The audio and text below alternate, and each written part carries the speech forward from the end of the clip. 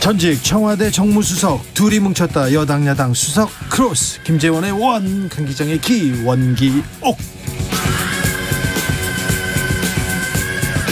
냉철하고 확실한 분석, 주진우 라이브 특급 조합입니다. 강기정 전 청와대 정무수석 어서 오세요. 네, 안녕하십니까. 김재원 국민의힘 최고위원 어서 오세요. 예, 저 김재원입니다. 네, 윤석열 후보가 광주에 갔습니다. 광주에 열혈 남아 강기정. 쇼를 제대로 한 것으로 보여요. 저도 쇼를요? 매우 안타깝게 지켜봤는데 진짜 사과를 전 기대를 좀 했어요. 윤석열 후보에게. 한편으로는 사과를 진짜 하려고 했으면 두 가지를 했어야 돼요. 하나는 지역 조롱과 폄훼에 대해서 다시는 안 하겠다, 또 이러이러한 대책을 세우겠다, 이런 방지책을 발표했어야 되고요. 또 하나는 전두환 정치가 잘했다 못했다 이랬잖아요. 네. 그 잘했다 못했다 이거에 대한 이제 시각 교정을, 윤석열의 생각을 다시 고쳐줘야 되는데 그런 데에 대해서는 아무 내용이 없어요. 또 하나는 그 참배 방식이, 어떻든 광주는 다양한 의견이 있기 때문에 일부에서 이제 뭐 참배를 이렇게 하지 마라 거부를 하긴 했지만은 그럴 때는 멈춰줬어야지요. 그래서 그 참배를 강행할 게 아니라 검사가 꼭 영장 집행하듯이 그냥 사람 몽땅 끌고 들어가서 막 참배하다가 중간에 멈춰서 성명서 읽는 이런 정치쇼를 제대로 한 거죠. 이거 참 저는 개탄스러웠어요. 김재원 최고위원님. 아니, 이제 그 5.18 민주묘지에 참배하는 현장은 제가 TV로 생중계로 지켜봤거든요. 네. 그런데 윤석열 후보가 할 수 있는 모든 것을 한 것으로 봐요. 특히 이제 그 5.18 민주묘지에 가서 자기대로 그 광주 시민들 또 전남북 그 도민들의 그 아픈 마음을 위로하고 또 이제 가서 좀 참배도 하고 그렇게 하겠다고 약속을 했고 실제로 그래 간 것인데 현장에서 많이 막는다고 해서 또 안에 들어가지도 않고 돌아오면 이건 정말 건성으로 왔다 간다. 그렇게 해서 굉장히 조금 그 힘든 상황이었을 거라고 봐요. 그것이. 네. 그 자기로서는 어떻게 해야 될지 모르는 그런 상황인 것 같았어요. 네. 그런데 자기대로 할 수 있는 모든 조치는 이제 현장에 가까이 다가갈 수 있는 만큼 가까이 다가갔고 거기서 마지막에 이제 자기대로 할 수 있는 게 이제 결국은 뭐 멀리서라도 참배하는 그 정도였잖아요. 그리고 메시지 자체는 광주 민주화 운동의 역사적 의의, 그리고 그에 대해서 광주 시민들의 어떤 헌신, 피와 눈물을 흘린 그 역사적 의미와 그에 따라서 우리나라가 민주화가 되었고 또 자신이 앞으로 광주를 어떻게 네. 돌보겠다, 그리고 민주주의를 어떻게 지키겠다, 그런 메시지까지 할 수 있는 한도는 최대한 다 했다고 보고요. 다만 이제 우리 강기정 수석님 말씀하시는 광주 시민들에 대한 진솔한 사과 문제는 거기서 할 것이 아니고 네. 앞으로 계속 그 해나가야 될 그런 문제죠. 그러니까 먼저 했어야지. 예를 들면 전두환 정치 잘했냐 못했냐를 광주 시민들이나 국민들은 듣고 싶잖아요. 근데 잘했다 그러니까. 또 하나는 또 그런 이야기를 거론하면 상처만 더 덧나게 하는 거죠. 이미 그까지 갔을 때는 사과를 하러 갔거든요. 아니, 사과를 했다고 하는데 사과의 내용이 아무것도 공허해요. 물론 민주화 운동이 아픈 과거에 민주화 운동에 대해서 입에 오르긴 했지만은 지금 국민들이나 광주 시민이 듣고 싶어 한 것은 전두환 정치 잘한 거냐 못한 거냐. 이 생각에 대해서는 얘기를 물을 거 아닙니까? 그 이미 사과를 했잖아요. 저 잘못 이야기했다고. 아니요. 제대로 안 했어요. 아니, 이미 두 번째로는 이미 그 전에 사과한다고 제 말. 전두환 정치가 잘못됐다고. 그렇죠. 제가 그런 뜻으로 이야기한 것이 아닌데 너무나 잘못 전달이 되었고 전두환 전 대통령 문제에 대해서는 잘못 말을 했다. 그러니까 이제 이런 걸 바랬던 거예요. 예를 들면 저도 몇 번 이야기했듯이 전두환 정치 잘했냐 못했냐, 헌법 전문에 5.18 넣을 거냐 안 넣을 거냐, 그건 이미 이야기 다 했잖아요. 재발 방지, 지역 조롱 폄하하는 거 재발 방지 할 거냐 안 할 거냐를 미리 좀 이야기를 하고, 또 오더라도 막으면 입구에서 나는 정말 참배하고 싶은데 내 진정성은 이런 걸 전달하러 왔다 이렇게 말하면 됐는데 막 밀고 들어가서 도중에 뭔 얘기를 마이크 대고 성명서를 읽는데 아무것도 없는 깡통이란 말이에요, 이것이. 그러니 더 밀고 들어온 것이 아니고 최소한 갈 수 있는 현장까지 아니 그러니까 그 상황은 그래도 가장 가까이 가서 못 가게 돼 있잖아요. 가장 가까이 가서 그 밀고 들어간 것도 아니고 통로가 이미 열려 있었던 것이고요. 사전에 아마 그 경찰들이 최소한의 통로는 만들었기 때문에 윤석열 후보 이전에 방송 카메라들이 전부 들어가서 같이 찍었잖아요. 그 말은 윤석열 후보가 밀고 간 것이 아니고 통로는 이미 열려져 있었고, 그리고 그 통로의 그 끝까지 가서 참배를 하고 온 거죠. 저는 아무튼 80년대. 근데 아무리 정치적으로 반대 입장이 하더라도 너무 무조건 공격만 하고 아니 공격이 아니라 이런 그래도 윤석열 후보가 할 수 있는 그 최대한의 성의를 봐가면서 조금 봐줄 것은 봐주고 하시지, 무조건 그냥 잘못되었다라고만 이야기하다가 보니까 이제는 왜 들어왔냐고 또 이야기하시는 거는 너무 심하신 것 같아요. 아니 그러면 예를 들어 기대를 했는데 그까지 갔는데 예를 들어 문을 막고 있다고 해서 그럼 뭐 오지 말라니 저는 이대로 갑니다. 그럽니까? 그래도 그리고 이미 또 더군다나 보세요. 광주에서 광주 경찰이 통로를 열어놨잖아요. 안으로 들어갈 수 있게. 그러니까 방송 카메라도 들어가서 안에서 지금 밖을 취재하고 있었잖아요. 그러니까 들어간 거 아니에요. 들어가서 갈 수 있는 데까지 가서 최소한의 자기가 보일 수 있는 아마 자기가 보일 수 있는 그 현장에서 할 수 있는 모든 조치는 했다고 봐요. 근데 그걸 가지고 왜 들어왔냐 이렇게 이야기하면 이것은 윤석열 후보는 너무 심한 윤석열 후보는 정말 그 공격하기 위한 그 공격, 억지로 공격하는. 지금 김재원 최고위원님이 공격을 시작했습니다. 아니요, 저는 공격은 아니고 너무 윤석열 후보는 거기를 방문한 것보다 더 중요한 건 본인의 생각을 고치는 것이 중요한 거잖아요. 그거는 이미 고쳤다니까. 아니. 자. 그래서 듣고 싶었던 그 내용을 얘기를 해야 되는데 얘기 다 이야기했어요. 그 이야기는 하지 않고 그냥 밀고 들어와서 성명서 자꾸 밀고 들었다고 이야기하는데 그거는 밀고 들어간 누가 보더라도 그건 밀고 들어온 거예요. 여기까지 하겠습니다. 그런데 김재원 최고위원님 너무 하셔요. 와서 좀 확실히 하고 갔어요. 너무 하셔. 그렇게 하면 어떻게 합니까? 덧나지요. 윤석열의 전두환 정치에 대한 발언 대구 경북에서는 어떻게 반응합니까? 뭐 비슷해요. 그래요? 뭘 그래 잘했다고 이러죠. 뭐. 그렇죠. 그렇습니까? 그런 이야기를 그렇게 해줘야지요. 아니 당연히 그런 이야기를 했죠.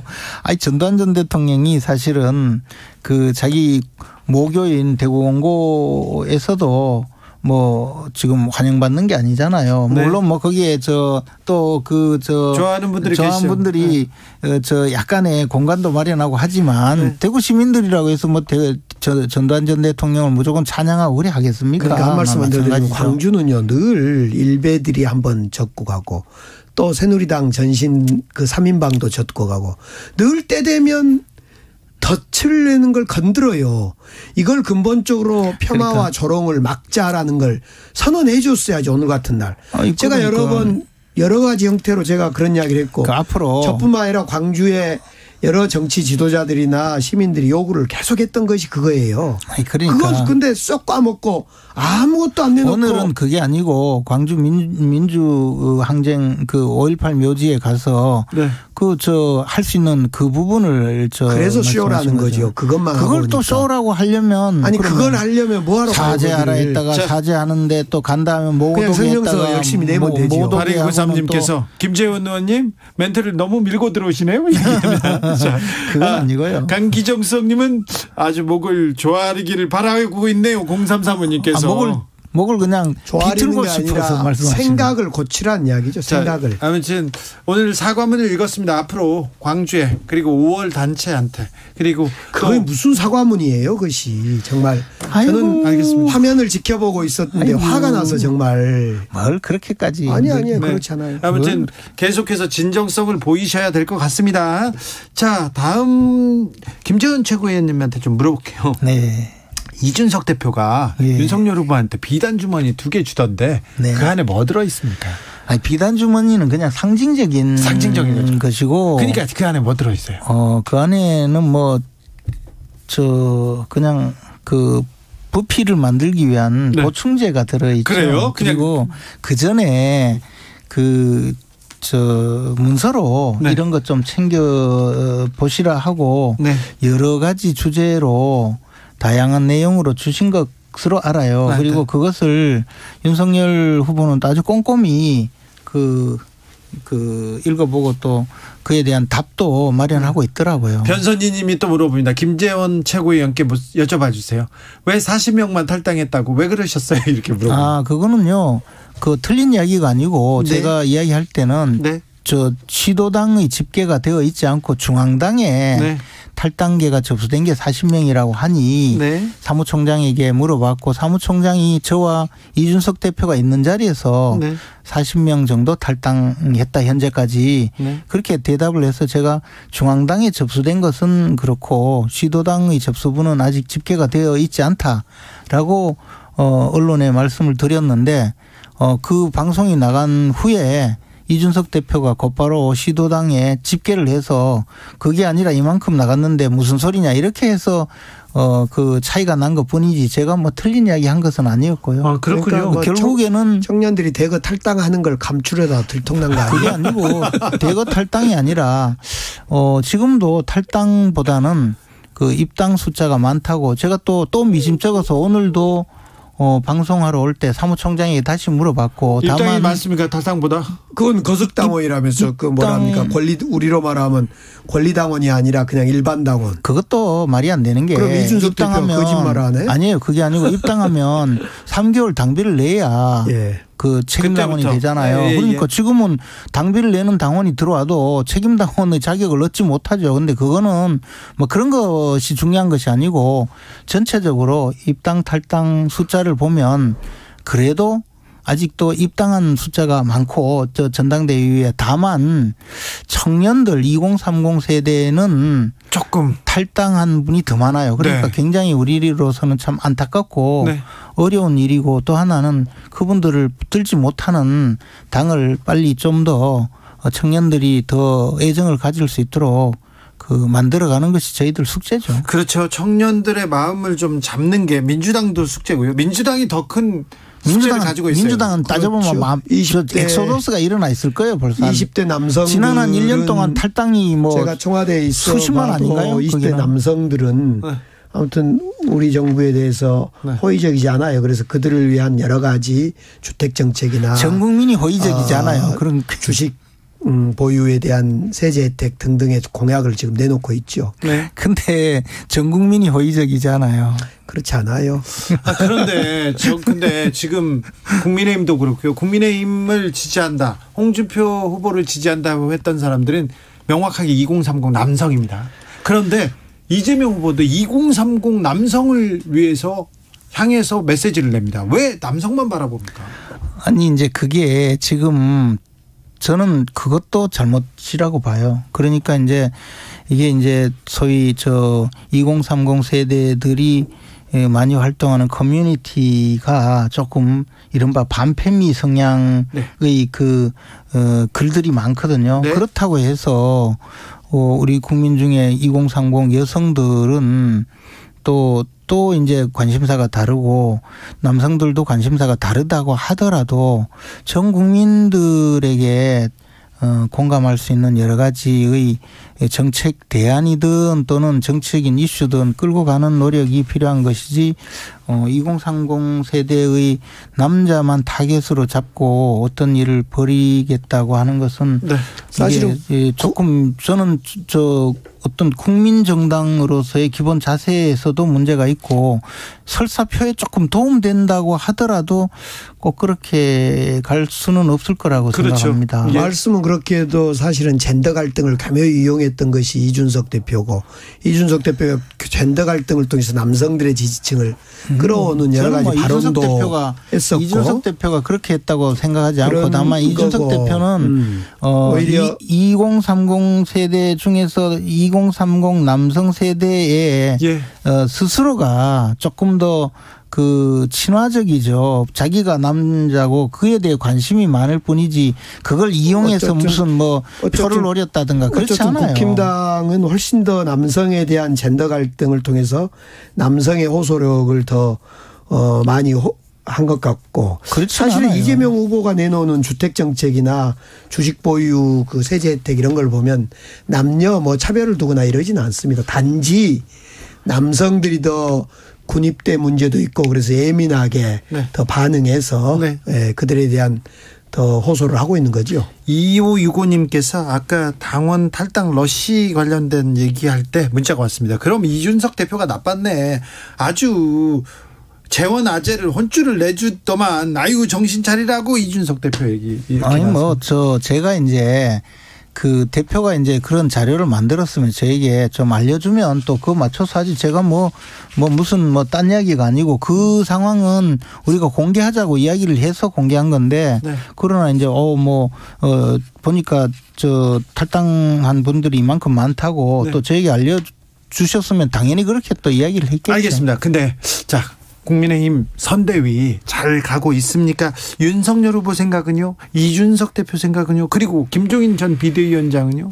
저는 세 분 다 생각을 모릅니다. 어떻게 제가 알겠습니까? 그런데 이제 추측해 보건데 네. 윤석열 이 선대위는 대통령 후보가 결정하도록 당헌에 명백히 나와 있습니다. 네. 그래서 대통령 후보가 선거를 치르기 위해서 그 선거 대책을 위한 기구를 만들고 선거대책위원장 임명권 자체가 또 대통령 후보에게 있거든요. 그런데 대통령 후보는 지난 월요일 날 우리 그 최고회의에 참석해서 권성동 의원을 그 비서실장으로 임명하겠다. 그리고 권성동 의원으로 하여금 자기도 물론 해야 되는데 권성동 의원으로 하여금 전임 그 대표들 또는 비대위원장들 또 당의 상임 고문들을 두루 접촉해서 고견을 많이 듣고 그분들의 뜻을 참작해서 하겠다는 것이고 또 하나는 많은 분들이 참여하는 그런 선대위를 구성하겠다는 그런 취지로 이야기를 한 것 같아요. 권력 다툼이 시작된 거죠. 지지율이 좀 올라가면서 지금 권력 다툼이 내부에 시작된 거고. 권력 다툼이 아니고 민주당을 들어보세요. 민주당 후보를 이기기 위해서 얼마나 그러니까. 제대로 싸울 수 있는 진영을 마련하겠느냐라는 문제죠. 그만 밀고 들어오시고 강기정. 권력 다툼을 사실상 밀고 시작한 들어오면 건데 저쪽인데. 김종인 비대위원장은 원래 독상을 받기를 좋아하는 사람입니다. 그러니까 전권 내놔라. 전권 내놔라. 안 내놓으면 선대위가 어떻게 구성된가 보고 내가 합류할 걸 결정할 거다 하면서 계속 지금 버티고 있는 거예요. 10명 또 힘겨루기를 하는 거죠. 그래서 김종인 위원장은 계속 지금 버티고 있으니까 이준석 또는 윤석열 후보도 툭툭 던져본 것이 또 누굽니까 다른 사무총장? 사무총장 문제도 던져보고 또 김병준 비대위원장도 툭 던져보고 힘겨루를 하고 있는데 저는 그런 생각 들어요. 뇌물로 감옥에 갔다 온 김종인 위원장 이제 80순 됐는데 그만 좀 놔줘야 되는 거 아니냐. 그런 생각도 좀 들고. 그리고 이렇게 후보와 김종인 비대위원장이 싸우게 되면요. 반드시 후보가 지더라고요. 옛날에 보면. 후보는 아쉬우니까. 그래서 이제 과거에 김종인 비대위원장을 많이 써먹었잖아요. 이 당 저당. 이제 좀 놔두고 좀 없어요. 김종인 비대위원장 말고는. 제가 보니까 우리 강기정 수석이 옛날에 김종인 위원장이 민주당 비대위원장으로 들어와서 1번 타자로 공천 탈락한 감정이 아직도 남아있는 것 같은데. 그런 감정 없는데요. 없는데. 사실은 뇌물로 감옥 갔다 왔는지 그런 이야기를 해요. 아니 과거 갔잖아요. 그러니까 그랬던 분. 뇌물로 감옥 갔다 온 분, 80이 다 된 분, 이제 좀 놔두고 좀 쉬도록 해야지. 저도 왜 김종인 비대위원장까지 떨어뜨린 분은 기억이 오래 가요. 네. 지금 아직 안 잊어먹은 것 같아요. 아무튼 그런 점에서 저는 결국 김종인 비대위원장이 상임 단독으로 선대위원장을 할 것 같아요. 윤석열 후보가 양보할 거예요. 자, 김재원 최고위원님, 김종인 비대위원장이 선대위를 전권을 쥡니까? 아니 근데 딴 거 예를 들어 국회의원 선거 이런 쪽은 또는 보궐선거 이런 쪽은 정권을 쥐고 할 수가 있죠. 그런데 대통령 선거는요 문제가 다른 것이 후보가 있고 후보가 선대위원장을 임명하거든요. 그러니까 정권이라는 게 없어요. 그리고 그 부분에 대해서 또 정권을 쥐고 한다고 하더라도 선거의 승리가 중요한 건데 제가 보기에 김종인 위원장이 뭐 누구와 일을 같이 하겠다 이런 의견을 낼 수는 있지만 정권을 달라고 요구할 리도 없고 박근혜 후보의 그 대선 캠프이던 2012년도 그때 당시에 국민행복추진위원장을 맡으셨거든요. 그때도 공약 담당을 하셨지 정권을 잡고 선대위원장을 하시지 않았거든요. 그럼 이번에도 그렇게 한 부분을 맡지 이렇게 전권을 주지는 않을 건가요? 아니 그런 뜻은 아니고요. 그 문제는 이제 대통령 후보가 정할 텐데 적어도 김종인 위원장과 저도 같이 일을 여러 번 해봤는데 김종인 위원장이 뭐 정권을 달라 내가 정권을 주지 않으면 거기 가지 않는다 이렇게 민주당 의원님들이 많이 모략을 하시는데 지금 그렇지는 않다. 아니 민주당 때 그랬거든요. 과거에도 그랬고. 그러니까 총선 때는 그래야 되는데 민주당이 그때 완전 질의멸렬해서 당 해체 이야기까지 나왔잖아요. 그때 대선 때도 그때 그랬어요. 만약에 늘 그랬었던 거고. 불러서 민주당에 갔는데 민주당에 이제 그 실력자들이 김종인 위원장을 허수아비로 세워놓고 뒤에서 조정하려고 하는 시도를 보이니까 그런 이야기를 했겠죠. 아니, 그런데 우리 당에서는요 정권을 요구한 적도 없어요. 선대위를 재구성하냐 아니면 약간 보완하냐라는 것이 윤석열 후보의 생각과 김종인 소위 비대위원장의 생각에 차이가 있는 거죠. 근데 아무튼 늘상 김종인 비대위원장은 개인의 뭐 성격이 그렇든 뭐든 독상을 받기를 원하지 후보가 됐든 누가 됐든 관섭하는 것이 7133년 전권 안 주면 안 가겠지 김종인 비대위원장 얘기인 것 같습니다.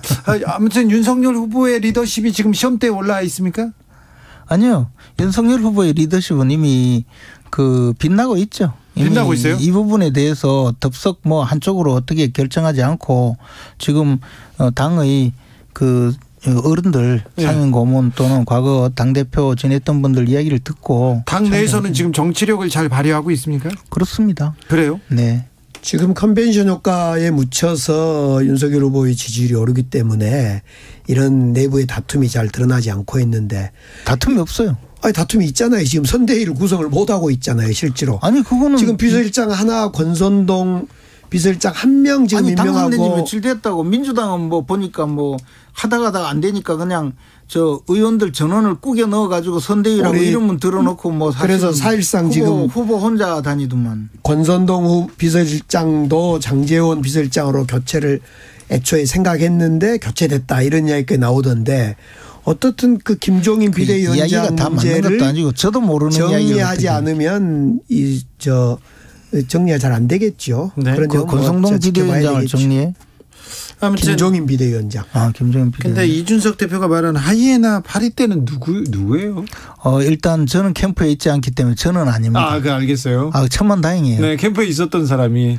근데 이제 파리 때라고 한 거는 사실 김종인 위원장께서 이런 실력자가 나타나면 파리 때처럼 사람이 많이 모여드는데 그중에 쓸모 있는 사람도 있고 쓸모 없는 사람도 있다 이렇게 비유를 한 것이고 누구가 파리다 뭐 그렇게 이야기한 건 아니고요. 근데 친이계가 조금 뭐 약진하는 게 보이긴 합니다. 이제는 친이계도 없고 친박계도 없고. 그래요? 그렇습니다. 그럼 다 친윤입니까? 이제는 뭐 윤하고 친하죠 뭐. 네. 그리고 그 줄 옛날에 친노 이야기하다가 떨어질 거예요. 친문 반문 이랬더니 맨날 우리 강기정 수석이 민주당에는 반문은 하나도 없다고 하셨잖아요. 다 친문이라며. 이제 또 친이로 다시 다 갔죠 뭐. 자, 정권 교체론이 지금 계속해서 뭐라고 해야 되나요? 그런 탄력을 받고 있다고 해야 됩니까? 지금 여론조사를 해도 수치가 계속 올라가는 게 보입니다. 이 추세가 어떻게 될까요? 정권 교체를 열망하는 국민들이 마음속에는 어마어마하게 그 열망을 갖고 있는데 지금까지 이 정권이 집권 초에 뭐 적폐청산이니 이렇게 해서 사실상 그 정권에 반대하는 사람을 상대로 공포정치를 했거든요. 그래서 여론조사를 해도 사실 이 정권에 반대되는 의사표현을 잘 못하는 분들이 많았는데 이제 점점점 이제 후보를 보니까 정권 교체가 가능하겠다 싶어서 사실 내심의 이야기를 하고 있는 것이거든요. 그래서 원래부터 정권 교체의 의지는 굉장히 강한 분들이 아마 한 3분의 2는 될 텐데요. 지금 서서히 이제 자신의 솔직한 심정을 드러내는 거라고 봅니다. 앞으로 더 늘어날 겁니다. 과거에 이명박 정부에서 박근혜 정부로 넘어갈 때 정권 교체가 60%가 넘었거든요. 네. 그렇게 볼 때 지금 정권 교체를 그 조사를 하면 나오는 것은 50대 중반이기 때문에 원래 임기 말에는 정권 교체율이 높게 나타난 겁니다. 우리 지금만이 아니라 그전 정부 때도 정권 말이 되면요. 정권 교체 비율이 여론조사하면 높아요. 근데 이제 이 정권 교체 비율이 지금 높은 건 사실인데 이것이 그대로 투표 행위로 갈 때 지금 이재명 후보 또 윤석열 후보 여기로 윤석열 후보로 다 간다? 이건 착각인 거죠. 그거는 만약 착각이지. 그렇게 했으면 과거에도 늘 야당이 이겼게요. 항상 야당이 그러니까 이제 정권 교체는 높아요. 지금 뭐 송영길 대표가 이재명 후보로 정권이 넘어가도 정권 교체다라고 이야기했다가 또 친문이 들고 일어나니까 또 거둬들였잖아요. 우리는 이제 문재명이라고 주장하는데 네. 결국은 그 사람이 그 사람이죠. 안철수 대표와의 연대는 어떻습니까? 이준석 대표 계속 안철수 대표 공격하던데. 이 문제도 대통령 후보가 결정해야 될 일이고 저는 안철수 후보와 함께 가지 않으면 대선이 굉장히 어려워질 가능성이 크다고 생각을 합니다. 그래서 우리 당에서는 윤석열 후보가 결정을 해서 안철수 대표와의 그 단일화 내지 합당 문제를 정말 적극적으로 진행을 해서 꼭 성공시켜야 된다고 안철수 봅니다. 후보가 서울시장 내놓고 예전 대선 내놓고 안 내놓을 거예요 이번에는. 그럴 네. 가능성이 큽니다. 그렇죠. 끝까지 완주할 가능성이 과거 어떤 선거보다 그래요? 큰데 예. 그렇지만 우리는 모든 노력을 다해서 노력은 하셔야죠. 안 할 수가 없죠. 성공시켜야 합니다. 예, 알겠습니다. 노력은 하셔야죠. 여기서 마치겠습니다. 원기호, 김재원, 강기정, 김재원 두 분 감사했습니다. 고맙습니다. 고맙습니다. 조심히. 오늘도 수고하고 지친 자들이여 여기로 오라. 이곳은 주기자의 시사 맛집 주토피아 주진우 라이브. I messed up tonight. I lost another fight. Lost to myself. 느낌 가는 대로 그냥 고린 뉴스 여의도